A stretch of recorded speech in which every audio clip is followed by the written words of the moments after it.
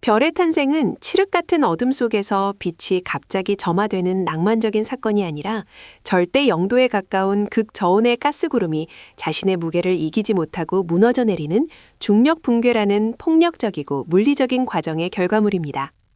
우주 공간을 부유하는 거대 분자구름은 별들의 요람 역할을 수행하는데 이곳의 온도가 섭씨 영하 260도에 달할 정도로 낮아야만 하는 이유는 기체의 열 압력이 중력에 저항하지 못하게 만들어 물질이 고밀도 핵으로 응축될 수 있는 환경을 조성하기 때문입니다. 그러나 단순히 차갑다는 조건만으로는 충분하지 않으며 초신성 폭발로 인한 충격파나 은하의 나선팔이 지나갈 때 발생하는 밀도 파동, 그리고 주변 별들의 항성풍과 같은 외부적인 요인이 방아쇠를 당겨 정적인 평형 상태를 깨트려야만 비로소 붕괴가 시작됩니다.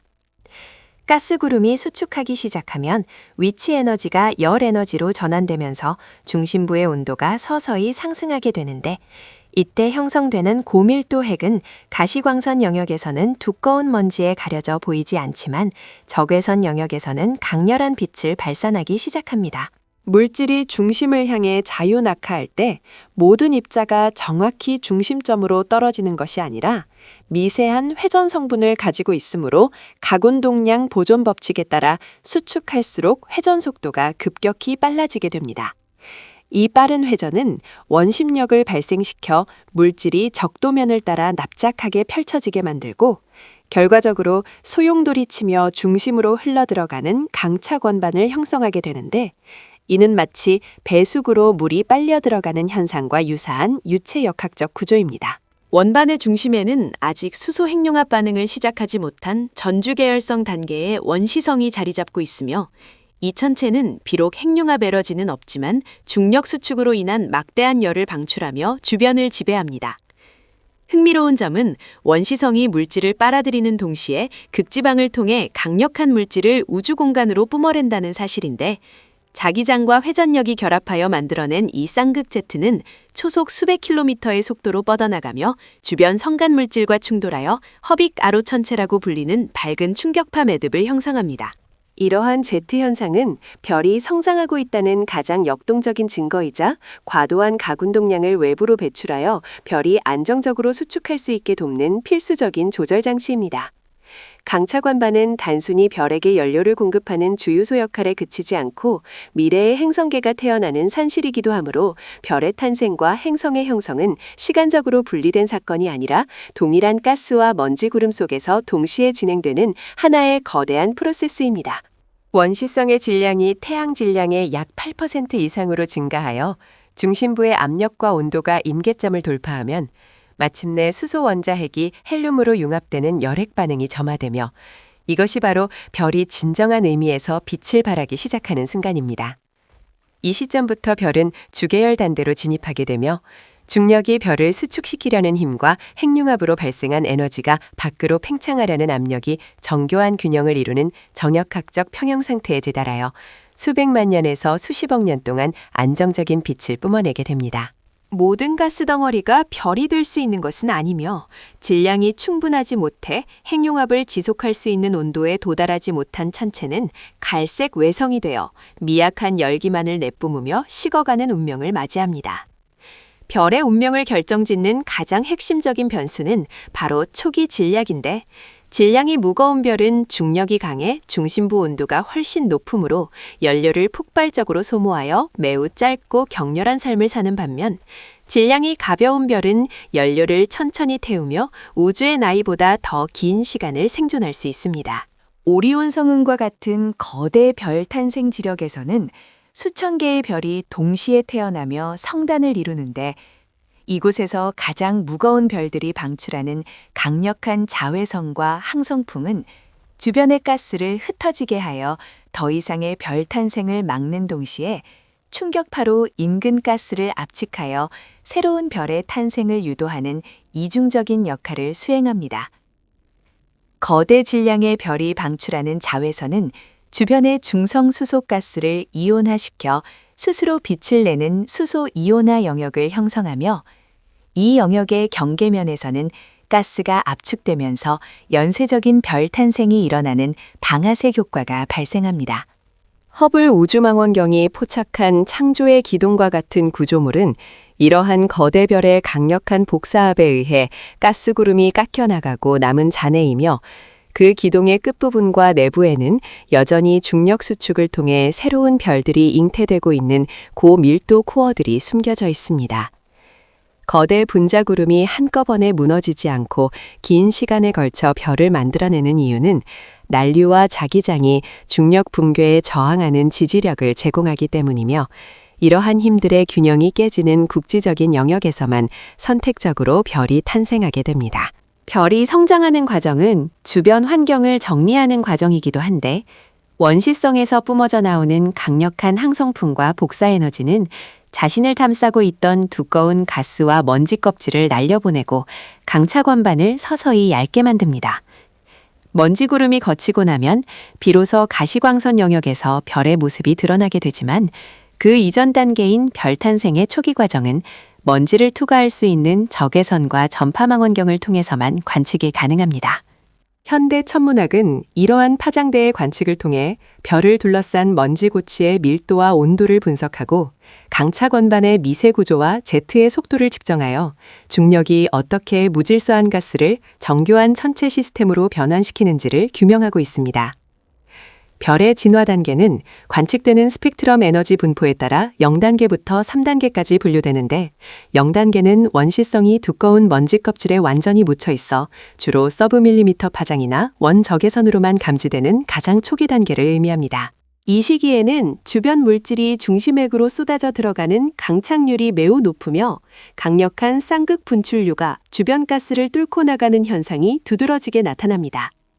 1단계로 넘어가면 먼지 껍질이 얇아지면서 적외선 영역에서 원시성의 존재가 더 명확히 드러나고 강착 원반의 구조가 확인되기 시작하는데 이때 원시성은 여전히 불안정한 상태여서 물질 유입량의 변화에 따라 급격한 밝기 변해를 겪기도 합니다. 2단계에 이르면 별을 감싸던 껍질은 거의 사라지고 고전적인 황소자리 T형별이라 불리는 전주계열성과 뚜렷한 원시 행성계 원반이 모습을 드러내는데 이 시기가 바로 행성 형성이 가장 활발하게 일어나는 결정적인 타이밍입니다. 원반 내부에서는 먼지 입자들이 정전기력과 충돌을 통해 뭉쳐지며 자갈 크기로 성장하고 이들이 다시 중력으로 결합하여 미행성을 형성하는 과정이 진행되지만 동시에 중심별의 항성풍과 자외선은 원반의 가스를 밖으로 밀어내며 행성을 만들 수 있는 재료를 고갈시키는 시간과의 싸움이 벌어집니다. 3단계는 가스 원반이 거의 소멸하고 행성 충돌로 인한 잔해 먼지 원반만이 남은 상태로 별은 이제 주계열 단계로의 진입을 목전에 두고 있으며 행성계의 골격이 어느 정도 완성된 시점입니다. 별의 탄생 과정에서 자기장의 역할은 단순히 붕괴를 방해하는 것에 그치지 않고 물질이 수축하는 경로를 안내하는 가이드라인 역할을 하며 가스구름이 필라멘트 형태의 거미줄 같은 구조를 형성하게 만듭니다. 별들은 이러한 필라멘트들이 교차하는 매듭 지점에서 주로 탄생하며 이는 별이 고립된 환경에서 홀로 태어나는 것이 아니라 거대한 가스 네트워크의 물질 공급을 받으며 성장한다는 것을 의미합니다. 또한 성단 내에서의 별 탄생은 서로 인접한 원시성들 간의 중력 상호작용과 물질 쟁탈전이 벌어지는 치열한 경쟁의 장이며 이러한 역학관계는 최종적으로 형성되는 별의 질량 분포와 쌍성계 형성 비율에 지대한 영향을 미칩니다. 초기 질량 함수는 우주가 왜 무거운 별보다 가벼운 별을 압도적으로 많이 만들어내는지를 설명하는 통계적 법칙으로 이는 가스구름이 붕괴할 때 거대한 덩어리보다는 작은 조각들로 파편화되는 경향이 강하기 때문입니다.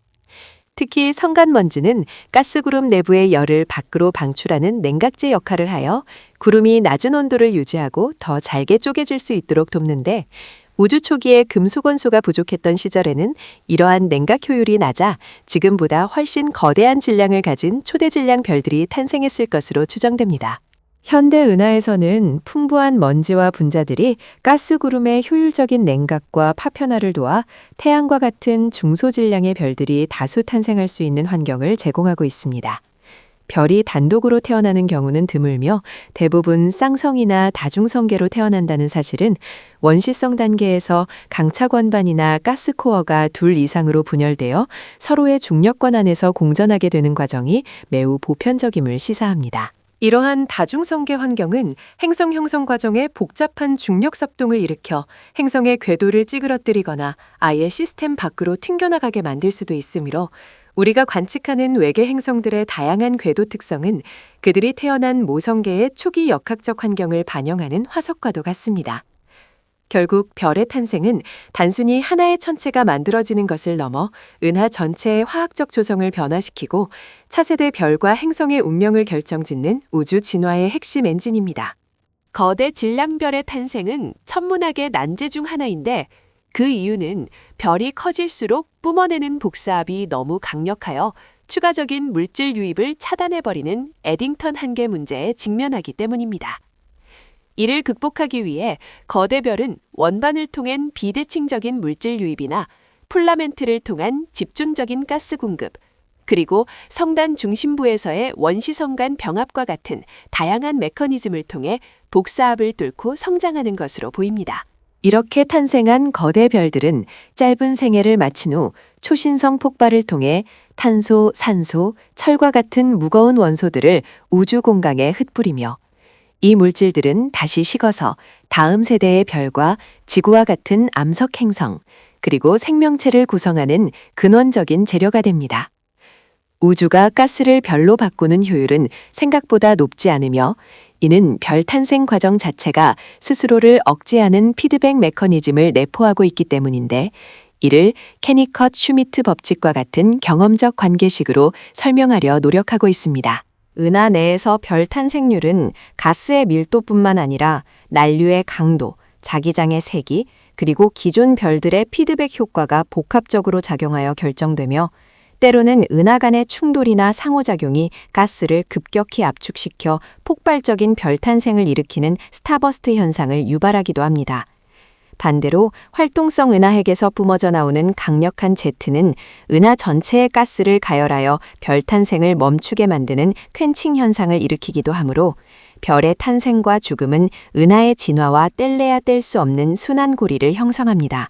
우리가 밤하늘에서 보는 별들은 각기 다른 나이와 역사를 가지고 있으며 그중 많은 별은 이미 태어난 성단을 떠나 흩어진 상태이지만 그들의 화학적 조성과 운동 궤적을 추적하면 잃어버린 형제별들을 찾아낼 수 있는 가능성이 열려 있습니다.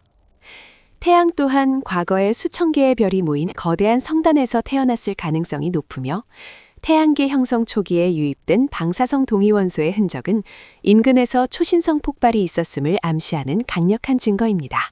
이처럼 별의 탄생 이론은 미시적인 먼지 입자의 결합에서부터 거시적인 은하의 진화에 이르기까지 우주의 모든 스케일을 아우르는 방대한 이야기이며 우리는 그 과정에서 만들어진 별의 먼지로 이루어진 존재로서 우주를 올려다보고 있는 것입니다.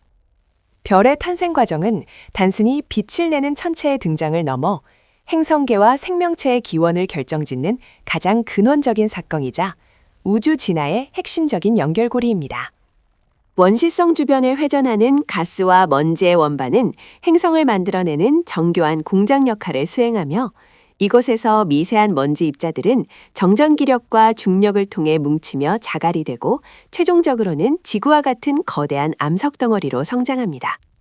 이 과정에서 물과 일산화탄소 그리고 암모니아와 같은 휘발성 성분들은 중심별로부터 거리에 따라 형성되는 설선을 기준으로 고체 상태의 얼음으로 존재하며 행성의 질량과 성분을 결정짓는 결정적인 변수로 작용합니다. 특히 생명 탄생에 필수적인 물과 유기 분자는 별이 빛나기 전 차가운 먼지 표면에서 화학 반응을 통해 미리 생성되어 있다가 행성 형성 단계에서 그대로 유입되므로 생명의 씨앗은 이미 별이 태어나는 차가운 구름 속에서부터 잉태되어 있었던 셈입니다. 그러나 모든 별이 행성을 거드리게 되는 것은 아니며 오리온 성운과 같이 별들이 밀집된 환경에서는 대질량별에서 뿜어져 나오는 강력한 자외선이 인근의 원시 행성계 원반을 증발시켜버리는 광증발 현상이 발생하거나 별들 간의 근접조우가 궤도를 심각하게 교란함으로써 행성 형성을 근본적으로 차단하기도 합니다.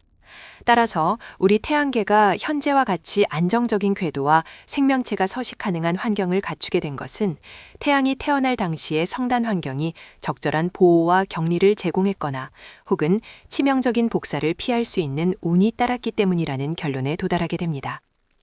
결국 우주의 거대한 가스 구름이 중력에 의해 수축하여 별이 되고 그 별이 핵융합을 통해 만든 무거운 완소들이 초신성 폭발로 우주에 환원되며 그 잔해 속에서 다시 새로운 별과 행성 그리고 생명체가 탄생하는 이 순환고리는 우주가 스스로를 복잡하게 조직화하는 가장 웅장한 메커니즘입니다. 우리가 제임스 웹 우주 망원경이나 알마 전파 망원경을 통해 수천 광년 떨어진 독수리 성운의 창조의 기둥이나 용골짜리 성운을 들여다보는 것은 단순한 천문학적 관측을 넘어 별의 먼지로 빚어진 인간이라는 존재가 자신의 아득한 기원을 추적하고 우주라는 거대한 생태계의 일원임을 재확인하는 엄숙한 자아 성찰의 여정입니다.